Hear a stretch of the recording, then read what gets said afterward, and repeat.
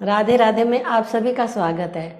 भादो मास की पूर्णिमासी तिथि से अश्वनी मास की अमावस्या तिथि तक जो 15 दिन होते हैं उन्हें हम पितृपक्ष कहते हैं। इसमें हमारे परिजनों में से जो भी स्त्री हो, पुरुष हो, विवाहित हो, अविवाहित हो, बालक हो, जो मृत्यु को प्राप्त हो गए हैं और इस लोक को छोड़ के परलोक में चले गए हैं, उनके निर्मित हम अपनी श्रद्धा के संग श्राद्ध करते हैं, तर्पण करते हैं, उनको सेवा प्रदान करते हैं, तो वो ही श्राद्ध पक्ष कहलाता है। पर हम ऐसा क्यों करते हैं? इसके पीछे एक कहानी है। महाभारत के युद्ध में जब कर्ण मृत्यु को प्राप्त हो गया और उसकी आत्मा स्वर्ग लोक को चली गई, तो वहाँ नियमित भोजन में उसको स्वर्ण और आभूषण दिया जाने लगा। इस कारण वो जाके इंद्र से पूछता है कि आप मेरे संग ऐसा क्यों कर रहे हैं? आप मुझे भोजन की जगह स्वर्ण और आभूषण खाने में क्यों दे रहे हैं? तब इंद्र देवता ने कहा कि तुमने अपने जीवन काल में हमेशा स्वर्ण और आभूषण का ही दान किया, तुमने कभी भी अपने पूर्वजों के निर्मित अनाज और भोजन का दान नहीं किया। तब कर्ण ने कहा कि मुझे तो अपने पूर्वजों के बारे में पता ही नहीं था, तो मैं कैसे उनको अनाज और वस्त्र का दान करता। तब इंद्रदेव ने 15 दिन के लिए कर्ण को पृथ्वी लोक में भेजा। भादो मास की पूर्णिमासी से लेके अश्वनी मास के 15 दिन का जो तिथि है, ये वे ही 15 दिन है जिसमें कर्ण पृथ्वी लोक में आए और आके अपने पूर्वजों के निर्मित उन्होंने अनाज, वस्त्र, भोजन आदि का दान दिया।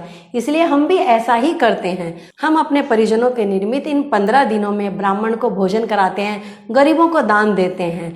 हमें पता ही नहीं होता कि हमारे पूर्वज हैं कहाँ, लेकिन यमलोक के देवता उन्हें 15 दिन के लिए मुक्त करके पृथ्वी लोक में भेज देते हैं। वे वायु रूप में हमारे परिवार में, हमारे घर के चारों तरफ वायु रूप में विचरण करते हैं और अपना अपना भाग लेने के लिए वे आते हैं। वे हमसे आस करते हैं कि उन्होंने हमें जन्म दिया है, हमारे अपने वंश को उन्होंने आगे बढ़ाया है, तो वे हमसे उम्मीद करते हैं कि हम 15 दिन उनके निर्मित ब्राह्मणों को भोजन कराएं। वे वायु रूप में उस भोजन को ग्रहण करते हैं और तृप्त होकर हमें आशीर्वाद देते हैं। हम अपने पितरों के आत्मा की शांति के लिए उन्हें अंजलि प्रदान करते हैं, उन्हें तर्पण देते हैं और श्रद्धा के संग श्राद्ध करते हैं, इसीलिए उसे श्राद्ध कहा जाता है। तो आप भी इन 15 दिनों में अपने पूर्वजों के निर्मित श्राद्ध करिए। हाँ, लेकिन जिस दिन उनकी तिथि आती है, पूरे वर्ष में जिस दिन उनका निधन हुआ है, उसी तिथि को आप इन 15 दिनों के अंदर में श्राद्ध करिए। आप अपने सामर्थ्य के अनुसार करिए।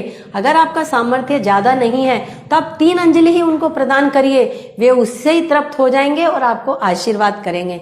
उनके आशीर्वाद से हमारे जीवन में सुख, शांति और समृद्धि होती है, बच्चों के जीवन में तरक्की होती है, व्यापार में वृद्धि होती है, हमारे घर में कोई पारिवारिक कलेश नहीं होता है।